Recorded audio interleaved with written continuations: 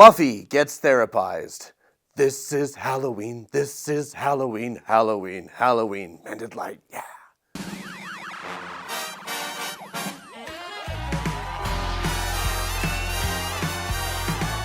Okay, I apologize for all that. So we're going to look at one of my favorite episodes, Season 2, Episode 6, Halloween. If you've ever wanted to be somebody else, which I think most of us have, you hone in on your weaknesses, you see someone you admire who's strong where you're weak, and you just wish you were different, this episode is for you. Every single character is going to have that wish granted, but it's going to be a monkey's paw scenario. It's going to get crazy. For starters, Xander is upset because he was about to get pummeled by a bully, and Buffy protected him. And he would rather take the beating than be saved by a girl because Xander. A sissy man finally fades.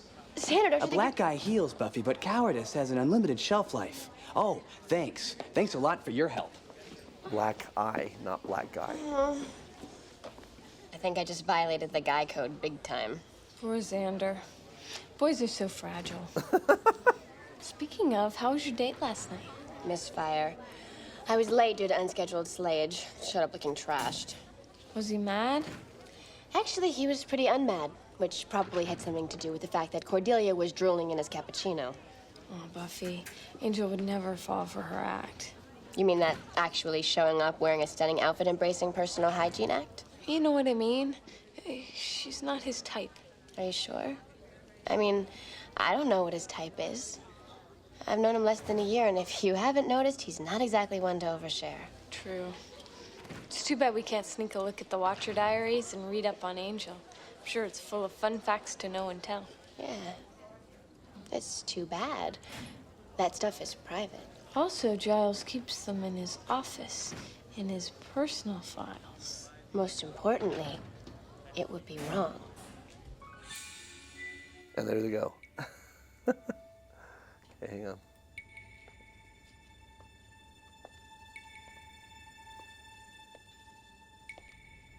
So, Xander feels insecure because he wishes that he were strong and powerful.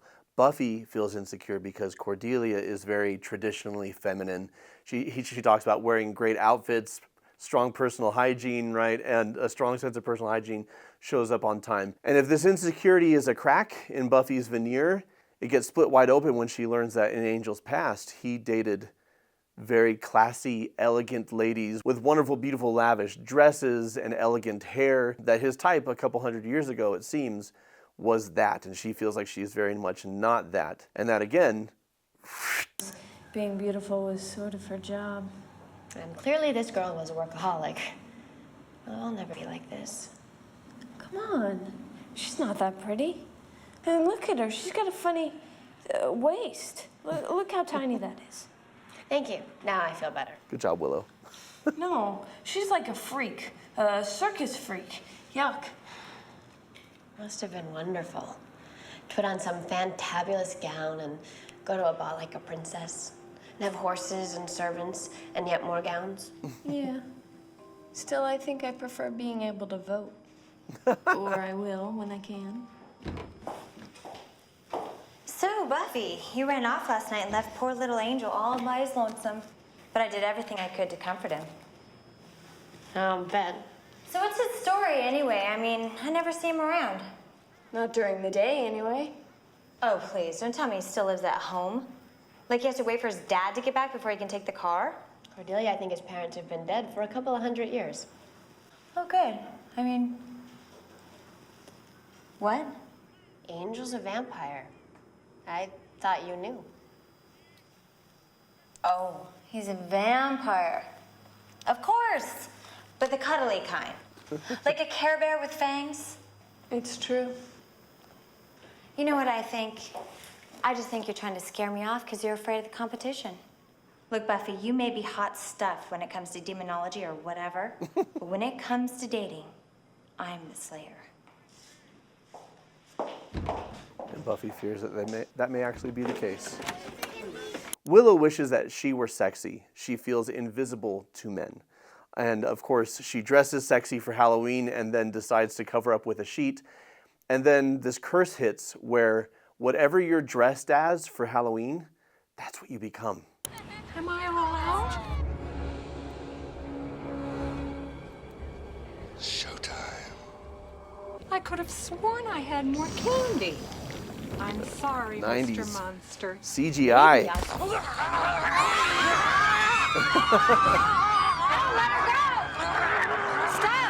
What are you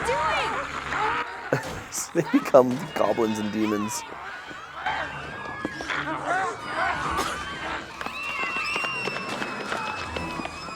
Xander's dressed as a soldier with his little toy gun. Oh my god. I can't breathe.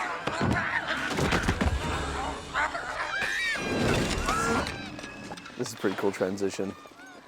And listen, you know, Xander can be a problematic character, and Nicholas Brendan has had a rough go of it, but performance, he's awesome. Look at this. Look at the shift. Completely different character. He's Army Man. And now Willow is a literal ghost. Oh my god. I'm a real ghost. Xander?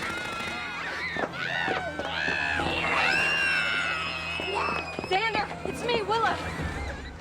I don't know any Willow. Xander, quit messing around. This is no time for jokes. What the hell's going on here? You don't know me? Lydia, I suggest you find cover. No, wait! What are you? Xander, listen to me. I'm on your side, I swear. Something crazy is happening. I was dressed as a ghost for Halloween, and now I am a ghost. And you were supposed to be a soldier, and now I guess you're a real soldier. You expect me to believe that? No, no guns! That's still a little kid in there. Step out of the way. No guns, that's an order. We just need to find Buffy! Buffy! Are you okay? This could be a situation. Buffy, what do we do? She just passes out. So first of all, this is such a fun episode if you're a fan of the show, because Buffy has always been this kick-ass warrior, and now she's literally a damsel in distress. Weak and frail and prone to fainting spells, unable to take care of herself. Xander has what he always wanted, which to be strong and brave and powerful. And Willow, well, she doesn't get what she wanted because she was wearing the sheet. But look at this. When I was in 7th grade, I didn't know where I fit in.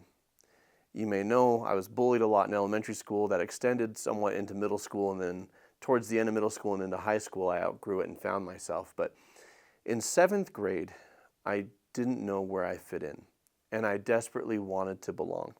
And this started a couple of semesters of me trying on different social groups and trying to blend in with their interests. So I wanted to be a jock. I wanted to be athletic because jocks were attractive and admired, and even in 7th grade, I wanted girls to like me. The issue is I didn't have any hand-eye coordination or athletic skill until my 20s. I was a late bloomer. I was fine at basketball, but other than that.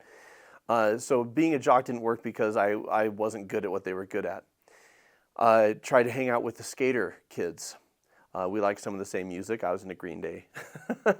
Hung out with the skater kids dressed like they dressed. If you were around in the 90s, Stussy, Massimo, these are the brands that I was wearing. I wore Vans tennis shoes and baggy corduroy pants, and I tried to learn how to skateboard. Again, disastrous. Couldn't skateboard. Kept falling off. Couldn't even go a few feet on a skateboard. So like I bought a skateboard and I would just carry it around and hang out with them, but like didn't really click. Didn't fit in. Goth was my shortest phase. Okay, tried on a bunch of different groups. Why? Because I believed me being me wasn't enough. And what ultimately helped me out of it was I had one friend, his name was Tim. I had one friend who was my best friend, who saw me, and we didn't use the word love, but it was love. He saw me and loved me and accepted me just as I was. And it dawned on me as I was trying desperately to fit in with these different groups that I'd rather have one friend where I could just be me and be authentic than a group of friends where I had to pretend to be something that I wasn't. In the case of these characters, I mean, I think we all have insecurities because we all have weaknesses, or as Alicia calls them, growth opportunities, right? We all have these things. But how do we overcome our insecurities? Two things. The first is working on turning weaknesses into strengths. If there's something that you feel is a growth area for you, doing the work, making the effort, learning what you need to learn, and gaining the experience to grow in that area, if that weakness becomes a strength, then that feels good. And we overcome that insecurity. But I think that goes hand in hand with the other side of it, which is embracing it. Embracing, okay, there are some things that I'm not good at, this is Alicia's attitude, and I love this. She says, Alicia truly believes that she can become good at anything she chooses to. And I think that's true. I've seen her do it. I've seen her take a weakness and turn it into a strength through reading and coaching and practice and application. But there are some things she doesn't care. She's just embraced, this isn't a strength of mine, and that's okay. So for example, I'm the karaoke champion in our family. This is not a strength of hers, but she doesn't really desire to turn that into a strength. But if you follow this channel for a while, being on camera was a growth opportunity for her. She was extremely uncomfortable with that, and I'm very comfortable. And if you watch our videos over time, you can see her growing in comfort. When we turn weaknesses into strengths, it's easier to do that when it's coupled with, but I'm already enough as I am. I already love myself as I am. I'm not changing this because I hate myself. I'm not changing this out of shame. I'm changing this because I want to develop this. And then we can actually look at and parse out what are the things that we want to make that effort, and what are the things that we're going to say, you know what, it's okay. This isn't a strength of mine, and that's okay. I'm 44 years old at the time of filming this. I'm starting now to take an interest in cooking, like really learning how to cook. But because I'm at a point in my life where that is interesting to me and I want to develop that skill. But for a long time, I wasn't a great cook, and instead of being insecure about it, I just said, you know what? I love cleanup. And in my friendships and my relationships, we either order out or someone else prepares the meal, but I will clean up the whole kitchen. I'll put all the food away, counters, floors, dishes, right? And then that can be a strength. Self-acceptance is a way to work through insecurity by recognizing we're all a collection of strengths and weaknesses, all of us. And so I may be strong where others are weak, and others may be weak where I'm strong, but it doesn't really matter. We all have worth. And this is the lesson these characters are needing to learn in this episode, that they're already enough as they are, and that their weaknesses don't make them pathetic or worthless. Now we're going to see Willow stepping into a leadership role which she normally doesn't inhabit.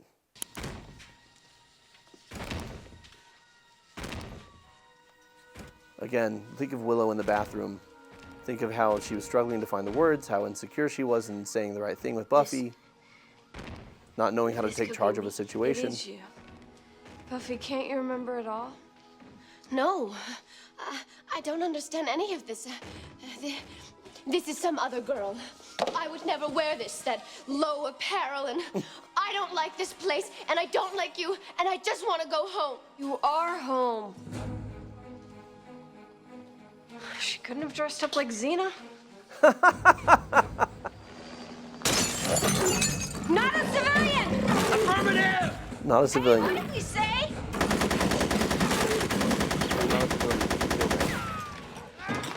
Big noise, scare monster, remember? Got it. Damn it!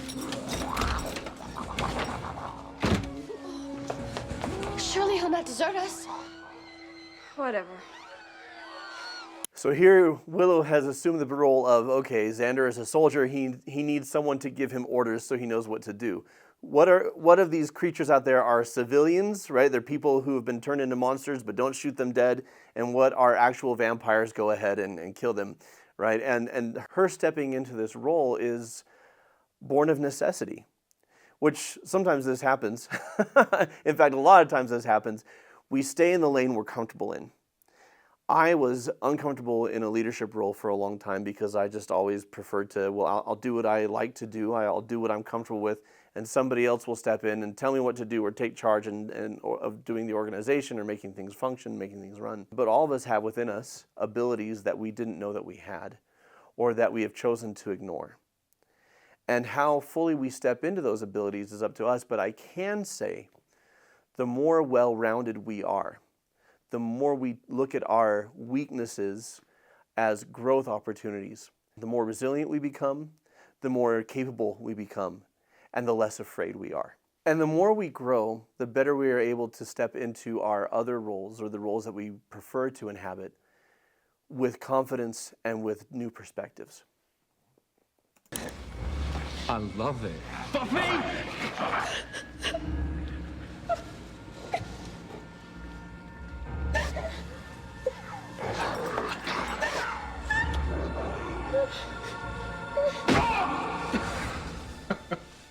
Tell me how to stop the spell.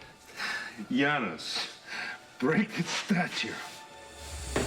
So Giles, by the way, badass here. We've seen him be a librarian, we've seen him be meek, but we learned that he has a Now background that guy you can shoot. of being a fighter. What the? And to my point, Giles can choose Hi, honey. I'm home. which version of himself he wants to be. And now Buffy gets to kick ass in a dress.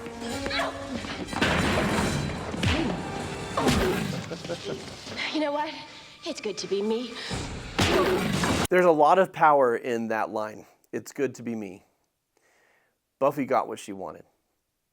She got to be the very feminine, very sweet, very in need of protection woman that she thought Angel would be into. Why? Because the grass is greener. We tend to do this. A lot of us tend to look at the strengths of others and compare them to our weaknesses instead of honing in on our strengths. It's good to be me. Buffy realizes who I've been all along is already enough. And you know what? If I choose, I can wear a dress, I can do my hair nice, I can show up on time to things, I can do all the things that Cordelia does that I think I'm not capable of. I'm actually capable and I can do that. But it's good to be me. And I think that's the takeaway for all of us, honestly. Whoever you are is already enough. And whoever you are, you have unique abilities, unique personality, unique viewpoints and perspectives that only you can bring to the table. So if you're going to grow into other avenues, areas where you think this is something that I feel insecure about, by all means, make the effort to do so. But don't tie your worth to having not grown yet in that area. Don't allow yourself to feel inadequate or weak or pathetic or not enough just because you've got areas where you can grow. Because literally everybody does. So happy Halloween. Let me know what you think of this episode of Buffy and what are your growth opportunities that you look forward to stepping into and what are your strengths that you admire and appreciate about yourself. Let me know in the comments below. I've got an entire Buffy Gets Therapized playlist for you to enjoy. It's going to pop up on screen and link is in the description. Until next time, keep shining. We need your light.